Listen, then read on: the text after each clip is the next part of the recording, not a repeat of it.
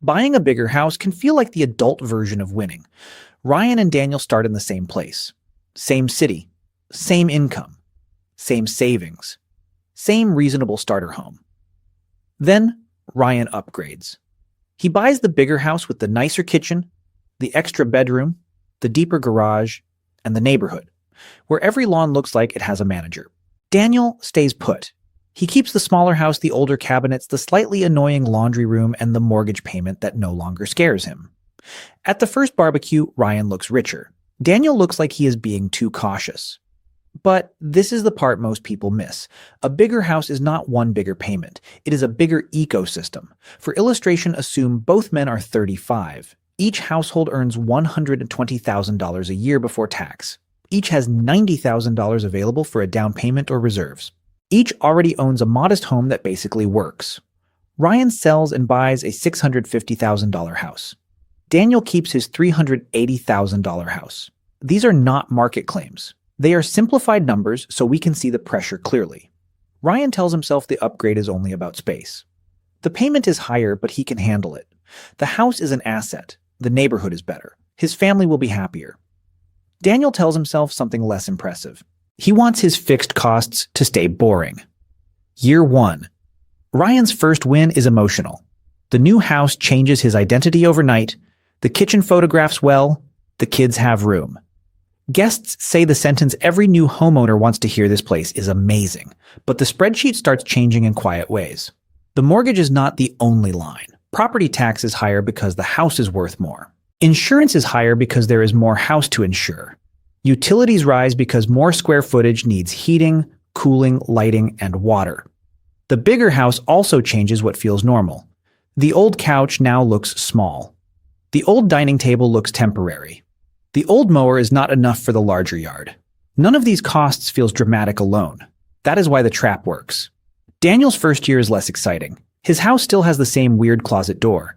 His friends are not asking for tours, but his monthly surplus is bigger. Assume Daniel's all-in housing cost is about $2,700 a month.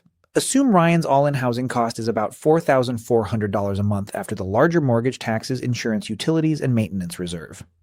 That $1,700 gap is the real story.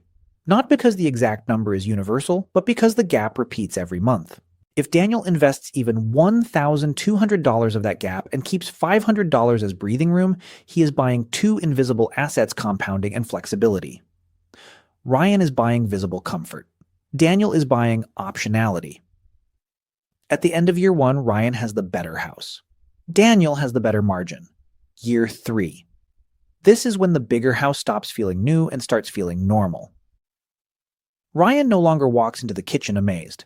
The family has adjusted. The bigger rooms are now just rooms. The upgraded lifestyle has become the baseline, but the costs did not return to baseline. A house has a strange way of making every small decision bigger. Bigger roof, bigger HVAC system, more windows, more landscaping, more furniture, more holiday decorating, more rooms that quietly ask to be filled. Then the first real repair arrives. Ryan gets an estimate for a larger HVAC replacement. He does not experience it as a financial emergency because he has decent income. But he does experience it as a pause. The vacation gets delayed. The brokerage contribution gets skipped. The emergency fund shrinks. Daniel has repairs too. Smaller houses are not magic, but the repair scale is different. His HVAC unit is smaller, his utilities are smaller, his maintenance reserve covers more of the hit. Here is the hidden math. When people compare houses, they often compare mortgage payments. But the better comparison is the entire carrying cost plus the lifestyle that house pulls behind it. Ryan's bigger house asks him to become a bigger spender in order to make the house feel complete. Daniel's smaller house asks him to tolerate a little less status in exchange for a lot more slack. By year 3, Ryan still looks ahead from the street. Daniel may quietly be ahead in liquidity. Year 5. This is where people usually say, wait, but Ryan has more equity. Maybe. A larger house can build more dollar equity if the market rises. A $650,000 house increasing by the same percentage as a $380,000 house creates a larger dollar gain. That is the best argument for Ryan. It is not fake. It matters. But equity is not the same as usable freedom. If Ryan's house is worth more, that wealth is locked inside the walls. To use it, he may need to sell, borrow, refinance, or accept more debt. If mortgage rates, job security, or family plans shift, that equity may not feel as liquid as it looks. Daniel's wealth is less visible. It may sit in brokerage accounts, cash reserves, retirement contributions, or simply lower monthly obligations.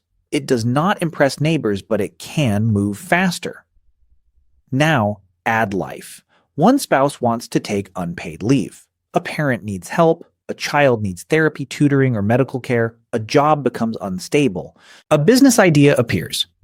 A relocation opportunity opens. Or simply the daily grind becomes exhausting, and someone wants to downshift to a slower, lower-paying career. But the mortgage payment says no. The property tax bill says no.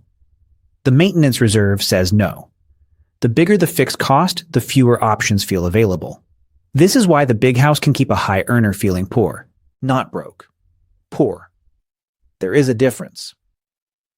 Broke means the math is already failing.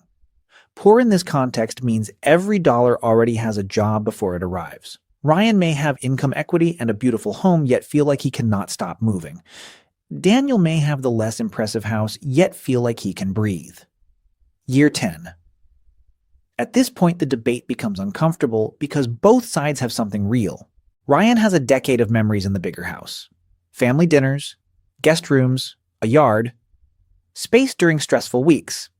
Maybe the home appreciated, maybe the school district mattered, maybe the extra room prevented a move later. If I only showed the downside, I would be doing the same thing shallow advice does. Sometimes the bigger house is not a vanity purchase. Sometimes it supports a life that would have been genuinely harder in the smaller place. But the math still demands honesty. Over 10 years, a $1,700 monthly gap equals $204,000 before counting investment growth. If Daniel invested part of it consistently, the gap could become meaningful. If he spent all of it on lifestyle, the advantage disappears. That is the twist. The smaller house does not make Daniel richer automatically. It only creates the room to become richer. If Daniel uses the surplus badly, he simply lives in a smaller house and still has no wealth. Ryan's version has a different failure mode. If he buys the bigger house but his income keeps rising, he avoids lifestyle creep elsewhere, and he maintains reserves the house may not hurt him. The danger is buying the house at the edge of affordability and then acting surprised when the edge has no cushion.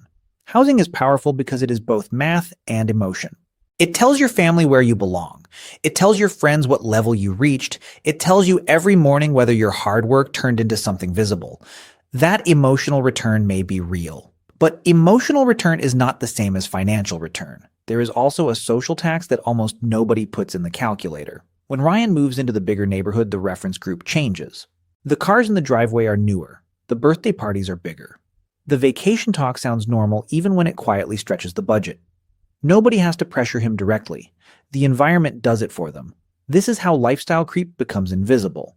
The house does not simply cost more, it teaches the household what more should feel like. The first upgrade is justified by space, the next one is justified by matching the space. The patio furniture should fit the yard. The guest room should feel finished. The kitchen deserves better appliances. The garage deserves better storage. The larger entryway makes the old decorations look cheap. Soon the cars parked in the driveway need to look like they belong in front of that house. The lawn needs professional care because every other lawn on the street is manicured. The social calendar shifts to more expensive restaurants and higher-end activities. Again, none of this is automatically foolish. A home is meant to be lived in, but if every room creates a new spending assignment, the real purchase was not just square footage. It was a new standard. Daniel faces a different social tax.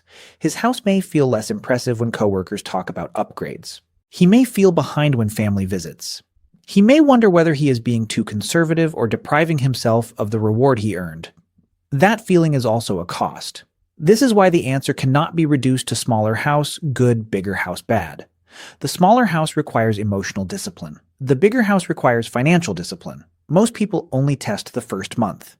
Can we make the payment? Can we qualify? Can we still eat out? Can we still take one trip a year? But the better test is the bad year test. Could this house survive one income dropping for 6 months? Could it survive a medical deductible, a car replacement, and a repair in the same year? Could it survive a period when the market is down and you do not want to sell investments? Could it survive a career change that pays less but gives your life back? That is where the bigger house reveals its personality. Some houses are assets. Some houses are anchors. Some are both depending on when you bought them, how much debt you used, and how much margin remains afterward. The bank approval is not the same as life approval. A lender may look at your income and say the payment fits. But the lender does not care whether you still invest. The lender does not care whether you can take a calmer job. The lender does not care whether your family has breathing room after property, tax, insurance, repairs, utilities, childcare, groceries, and all the ordinary leaks in a real budget. The lender measures whether you can pay them. You have to measure whether you can still live. Year 20. Now the difference is no longer about one nice kitchen. It is about 2 decades of recurring pressure. Ryan may own a valuable home, but he also carried higher taxes, higher insurance, higher repairs, higher utilities, more furniture, more commuting from a farther neighborhood, if that was part of the trade, and more pressure to keep income high. Daniel may own a less impressive home, but he may also have larger liquid investments, lower fixed costs, and the ability to survive a lower income year without panic. The winner depends on behavior.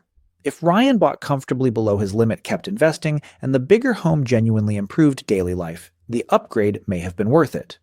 If Ryan bought the maximum house the bank allowed, then spent 20 years feeding the house instead of building assets outside it, the house did not just cost money. It consumed optionality. If Daniel stayed small but wasted every surplus dollar, he did not choose freedom. He chose a cheaper cage. He might have smaller utility bills, but if he spends the difference on short-term distractions, his net worth looks identical to the person who overbought. He just has less square footage to show for it. If Daniel stayed small and invested the gap with discipline, he bought something no neighbor could see from the street time. That is the real math. A bigger house can make you feel wealthier in public while making you more fragile in private. It can turn raises into maintenance. It can turn bonuses into furniture. It can turn career choices into obligations. It can turn a household with a good income into a household that quietly needs everything to keep going right. But the lesson is not never buy the bigger house. The lesson is to count the whole house, count the mortgage, count the taxes, count insurance, count utilities, count repairs, count furniture, count the longer commute if there is one, count the lifestyle expectations, count the missed investments, count the stress of needing a certain income just to feel normal. Then count the benefits too. Count space. Count safety. Count a shorter commute if the upgrade provides it. Count schools if that matters to your family. Count the mental relief of not squeezing life into rooms that no longer work. A house is not only a financial asset, it is also a container for your life. The problem starts when people buy the container and forget the life still needs cash flow. Before upgrading, ask one question that is more useful than can I afford the payment. Ask after I buy this house, what parts of my life become harder to say yes to? If the answer is almost nothing, the bigger house may simply be a good use of money. If the answer is investing, resting, changing jobs, helping family, taking risks, or sleeping at night, then the house may be bigger than your freedom. And that is how a beautiful home can quietly keep you poor.